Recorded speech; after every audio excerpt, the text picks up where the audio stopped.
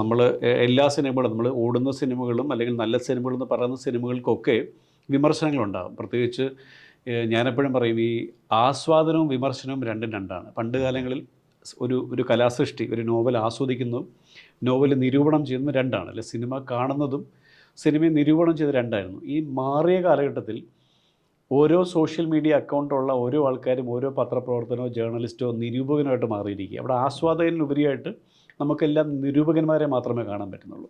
അപ്പം സ്വാഭാവികമായിട്ടും ഈ വിമർശനങ്ങളുടെ എണ്ണവും ഈ കാലഘട്ടത്തിൽ കൂടുതലായിരിക്കും. അപ്പം ഈ ഒരു അല്ലെങ്കിൽ ഈ വിനീതൻ്റെ യാത്രയിൽ ഈ സിനിമകളിൽ അവസാനം നമ്മൾ ഈ വർഷങ്ങൾക്ക് ശേഷം എത്തി നിൽക്കുമ്പോൾ വിമർശനങ്ങൾ എങ്ങനെയാണ് കാണുന്നത്? വിമർശനം എപ്പോഴും കിട്ടാറുണ്ട്. ഇപ്പോൾ ഹൃദയത്തിനാണെങ്കിലും കുറേ വിമർശനം ഉണ്ടായിരുന്നു. ജേക്കബിൻ്റെ സമയത്ത് സാരോപദേശം കൂടുതലെന്ന് പറഞ്ഞിട്ടൊരു വിമർശനം ഉണ്ടായിരുന്നു. തിരയുടെ സമയത്ത് ക്യാമറ കുലുക്കി കണ്ണ് വേദനയാകുന്നുണ്ട്, തലവേദന എടുക്കുന്നുണ്ടെന്നൊക്കെ പറഞ്ഞിട്ടുണ്ട്. അപ്പോൾ വിമർശനങ്ങൾ വേണം. ശരിക്കും പറഞ്ഞു കഴിഞ്ഞാൽ സിനിമ ഓടിക്കഴിഞ്ഞാൽ നമുക്ക് സമാധാനമാണ്. സിനിമ തിയേറ്ററിൽ ഓടുന്ന സമയത്ത് വിമർശനം ഉണ്ടാകുമ്പോൾ നമുക്ക് കുറച്ചുകൂടെ മനസമാധാനത്തോടു കൂടിയിട്ട് അത് വായിക്കാം. അടുത്തതിൽ എന്ത് തിരുത്തണം എന്നുള്ളത് തിരുത്താം. ഇത് ഓടാത്തൊരു സാഹചര്യത്തിൽ വിമർശനം ഉണ്ടാകുമ്പോൾ അത് ഇച്ചിരി ടഫാണ് ആ ടൈമിൽ. പിന്നീട് കാണുമ്പോൾ നമുക്കത് ഓക്കെ, ഇന്നൊക്കെയാണ് സംഭവിച്ചിട്ടുള്ളത് എന്നുള്ളത് നമുക്ക് മനസ്സിലാക്കാൻ പറ്റും. പക്ഷെ ഒരു സിനിമ തിയേറ്ററിൽ ഓടുന്ന സമയത്ത് വിമർശനം ഉണ്ടാകുമ്പോൾ നമുക്ക് പെട്ടെന്ന് തന്നെ ഓക്കെ, ഇന്ന സാധനമാണ് ഇവർക്ക് വർക്കാവാത്തത്, ഇതാണ് ഓക്കെ, തിയേറ്ററിൻ്റെ ഒരു പെർസ്പെക്റ്റീവിൽ ഇത് വർക്കായിട്ടുണ്ടാവില്ല. ആ കാര്യങ്ങൾ നമുക്ക് അടുത്തൊരു സിനിമ ചെയ്യുമ്പോൾ അത് ഭയങ്കരമായിട്ട് ഗുണം ചെയ്യും. ആ തെറ്റുകൾ നമുക്ക് ഒഴിവാക്കാമല്ലോ. എന്നാലും പുതിയ തെറ്റൊക്കെ വരും. ഇതിങ്ങനെയാണല്ലോ, നമ്മൾ ചെയ്യുന്നു, അവർ സ്വീകരിക്കുന്നു, അവർ തിരസ്കരിക്കുന്ന സാധനങ്ങളുണ്ടാവും. അത് പാഠങ്ങൾ ഉൾക്കൊള്ളുക, മുന്നോട്ട് പോവുക.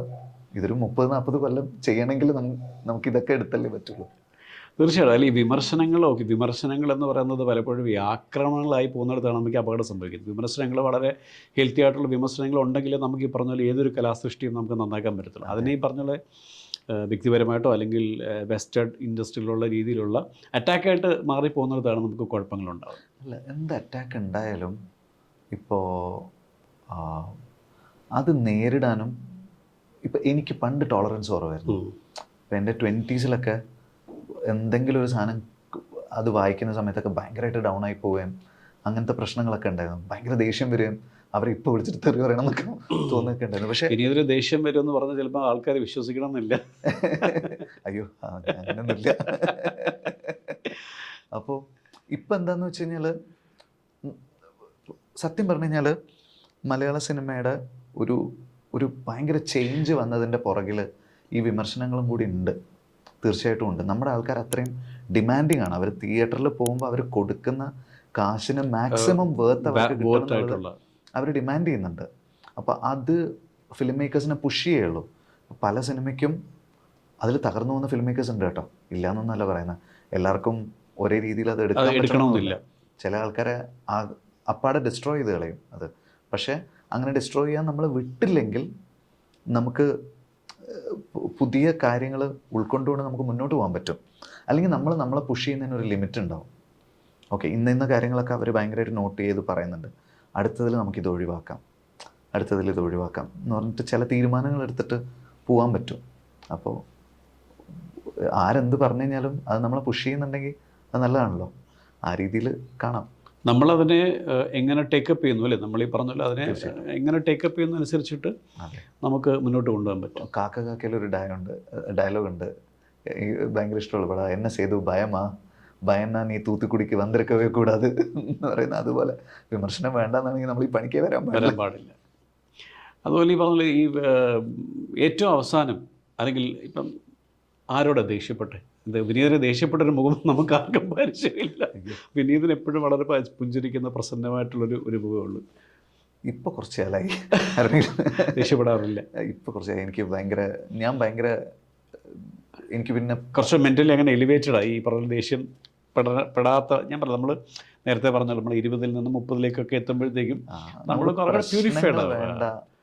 ദേഷ്യം വരാത്തോണ്ടല്ല, ദേഷ്യം പ്രകടിപ്പിക്കുന്നത് ഒഴിവാക്കി വേണ്ട, വയ്യ, പോട്ടെ എന്നിട്ട് നമുക്ക് പ്രശ്നങ്ങൾ വേണ്ട, അങ്ങനെ ഒരു മൈൻഡ് സെറ്റിലേക്ക് വരുമല്ലോ. അപ്പോൾ എന്നാൽ മാക്സിമം അങ്ങനെ പോകണം എന്നുള്ളതാണ് എൻ്റെ ഒരു ആഗ്രഹം. നമ്മുടെ വൾണറബിലിറ്റി ആൾക്കാരെ കാണിക്കേണ്ട, വെറുതെ ഒരു സംസാരം ഉണ്ടായിട്ട് ദേഷ്യം വന്നു കഴിഞ്ഞാൽ നമ്മൾ ഉപയോഗിക്കുന്ന ഭാഷയോ ഒന്നും നമ്മുടെ കൺട്രോളിലല്ല. കൺട്രോളിലല്ല. അപ്പോൾ നമ്മുടെ കൺട്രോളിലല്ല. ഇത് വേണ്ട അറിയില്ല, ഇങ്ങനെ പോകണം. അല്ലല്ല, ഇപ്പം പോകുന്ന പോലെ ഇങ്ങനെ പോട്ടെ. അതുപോലെ ഈ മലയാള സിനിമ അല്ലാതെ ഈ പറഞ്ഞ എനിക്കത് വിനീതൻ്റെ സിനിമകൾ പലപ്പോഴും ചെന്നൈ ഒരു ഭൂമിക, ചെന്നൈ എന്ന് പറഞ്ഞൊരു വളരെ പല സിനിമകളും ചെന്നൈ കടന്നു വരാറുണ്ട്. മേ ബി നമ്മുടെ സ്വന്തമായിട്ടുള്ള ഇഷ്ടങ്ങളും ഒക്കെ കൂടുതലുള്ളതുകൊണ്ടായിരിക്കാം. അപ്പം മലയാളം അല്ലാതെ മറ്റൊരു സിനിമ ചെയ്യാനുള്ള ഒരു താല്പര്യം തോന്നിയിട്ടുണ്ടോ, അല്ലെങ്കിൽ അതിലുള്ള ശ്രമങ്ങളുണ്ടോ? ഞാനായിട്ട് ശ്രമിച്ചിട്ടില്ല. എനിക്ക് ഇടയ്ക്ക് ഇങ്ങനെ വിളികൾ വരാറുണ്ട്. കൂടുതലും വന്നിട്ടുള്ളത് തമിഴ്ന്ന്. ഹൃദയം കഴിഞ്ഞപ്പോൾ തെലുങ്കെന്ന് ഒരുപാട്, അവിടെ ഹൈദരാബാദിലും വിശാഖപട്ടണത്തൊക്കെ നന്നായിട്ട് പോയൊരു സിനിമയായിരുന്നു. അപ്പോൾ തെലുങ്കെന്ന് വിളികളുണ്ടായിരുന്നു. അങ്ങനെ ഈ 2 ലാംഗ്വേജിനാണ് കൂടുതലും വന്നിട്ടുള്ളത്. പക്ഷേ ഇതാണ് ഇപ്പം നമുക്കിവിടെ കിട്ടുന്ന ഫ്രീഡം നമ്മൾ പുറത്ത് പോയി ചെയ്യുമ്പോൾ കിട്ടണമെന്നില്ല. ഇപ്പം ഞാൻ ചെയ്യുന്ന സിനിമകളുടെയൊക്കെ നേച്ചർ ഭയങ്കര ഫാസ്റ്റ് പേസ്ഡ് ആയിട്ടുള്ള സിനിമകളല്ല ഞാൻ ചെയ്യുന്നത്, ഭയങ്കര കമേഴ്ഷ്യൽ മെയിൻ സ്ട്രീം സിനിമകളും അല്ല ഞാൻ ചെയ്യുന്നത്. അപ്പോൾ അങ്ങനെയുള്ളപ്പോൾ നമ്മൾ വെളിയിൽ പോയിട്ട് അതുപോലൊരു പടം ചെയ്യുമ്പോൾ നമ്മുടെ എഡിറ്റിൽ കൈവയ്ക്കാൻ സാധ്യതയുണ്ട്. അങ്ങനെയൊക്കെ വിചാരിച്ചിട്ട് ഒരു ബോധപൂർവം നമ്മൾ ചെയ്യാതിരിക്കുന്ന, എപ്പോഴെങ്കിലും ഒരെണ്ണം ചെയ്താൽ കൊള്ളാമെന്നുണ്ട് ഒരു എക്സ്പീരിയൻസിന് വേണ്ടിയിട്ട്. അതുപോലെ ധൈര്യമുള്ള ഡയറക്ടേഴ്സും പ്രൊഡ്യൂസേഴ്സും ഒക്കെ ഉണ്ടെങ്കിൽ ചെയ്യാം, നോക്കണം. നോക്കട്ടെ. ഈ പറഞ്ഞ പോലെ ചിലപ്പം ഈ പറഞ്ഞല്ലോ നമ്മൾ ചിലപ്പോൾ വ്യത്യസ്തമായ സിനിമകൾ അവിടെയും വന്നാൽ ഈ പറഞ്ഞ പോലെ സ്വീകരിക്കപ്പെടാം. അല്ലെങ്കിൽ അവിടുത്തെ വളരെ ഭയങ്കര പേസ് ആയിട്ടുള്ള പടങ്ങളല്ലാത്ത പടങ്ങളും ഇപ്പം 96 ഒക്കെ പോലത്തെ വളരെ സ്ലോ പേസ് പടങ്ങളല്ല, ഫീൽ ഗുഡ് പടങ്ങളാണ്.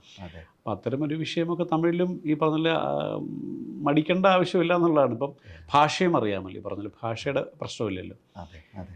പക്ഷേ തിയേറ്റർ റിലീസ് എന്ന് പറയുമ്പോൾ എല്ലാവർക്കും ഒരു പ്രതീക്ഷയുണ്ടല്ലോ. തിയേറ്ററിലാവുമ്പോൾ പടം ഇങ്ങനെ പോകണം.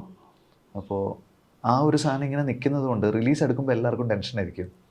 ഇതിപ്പോൾ ഞാൻ എൻ്റെ കൂട്ടുകാരുടെ ഇടയിൽ നിന്ന് വർക്ക് ചെയ്യുന്നതുകൊണ്ടാണ് നമ്മുടെ ഒരു വളരെ കംഫർട്ട് സോണുണ്ട് എല്ലാ ഏരിയയിലും. അതെ.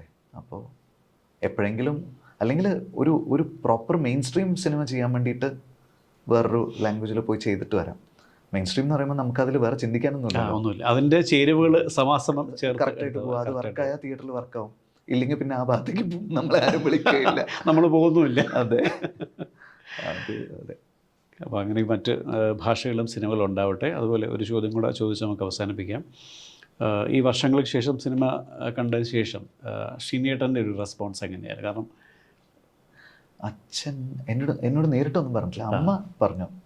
അമ്മ വിളിച്ചിട്ട് അച്ഛന് ഭയങ്കര ഇഷ്ടമായി എന്നുള്ള രീതിയിൽ അമ്മ പറഞ്ഞേ.